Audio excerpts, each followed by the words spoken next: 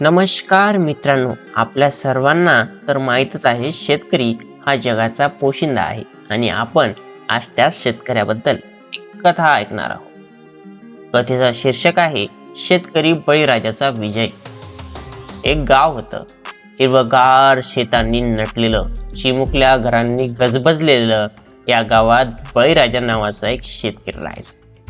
बळीराजा अत्यंत कष्टाळू आणि प्रामाणिक होता, पण गेल्या काही वर्षापासून दुष्काळ, वाढलेलं कर्ज आणि बाजारातील कमी भावामुळे तो खूप त्रस्त होता.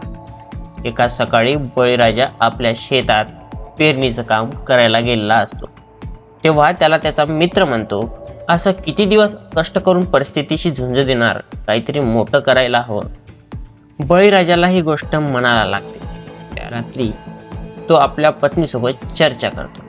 पत्नी त्याला म्हणते, मला तुमच्या कष्टावर विश्वास आहे, काहीतरी नवीन पद्धत वापरून पहा. दुसऱ्या दिवशी बळीराजा गावातील शेतकऱ्यांची बैठक बोलावते. आपण एकत्र येऊन काहीतरी बदल करू शकतो असं तो त्यांना म्हणतो.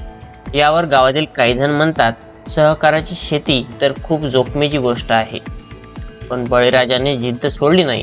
तो तालुक्यातील कृषी तज्ज्ञांना भेटला, सेंद्रिय शेती, ड्रीप इरिगेशन, मचलिंग याबद्दल शिकला. गावकऱ्यांना एकत्र करून प्रगत तंत्रज्ञान वापरून शेतीचा प्रकल्प राबवायला लागले. गावातील प्रत्येक जण या कामात सहभागी झाला. काही महिन्यातच शेतात भरघोस उत्पादन झालं.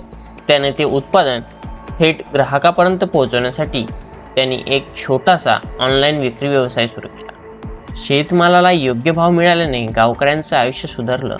शेतकऱ्यांनी एकत्रित शेतीच्या यशस्वी प्रयोगातून नवीन आशा निर्माण केली. एका दिवशी जिल्हा अधिकारी स्वतः बळीराजाला म्हणाले, तुझ्या प्रयत्नामुळे संपूर्ण जिल्ह्याला प्रेरणा मिळाली आहे. तू एका शेतकऱ्याच्या कष्टाला खऱ्या अर्थाने प्रतिष्ठा मिळवून दिली आहे. बळीराजाच्या चेहऱ्यावर समाधानाची भावना होती. तो म्हणाला, हे माझं नाही, हे आपल्या सर्वांचं यश आहे. एकत्र आलोत म्हणूनच आपण यशस्वी झालोत.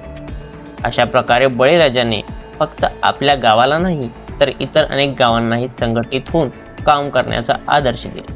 या कथेतून बोध हाच मिळतो की एकत्रित प्रयत्न, आधुनिक तंत्रज्ञान आणि जिद्द यशाचं खरं रहस्य आहे. हा व्हिडिओ कसा वाटला नक्कीच कमेंटमध्ये कळवा आणि आपल्या चॅनलला सबस्क्राईब करा. धन्यवाद.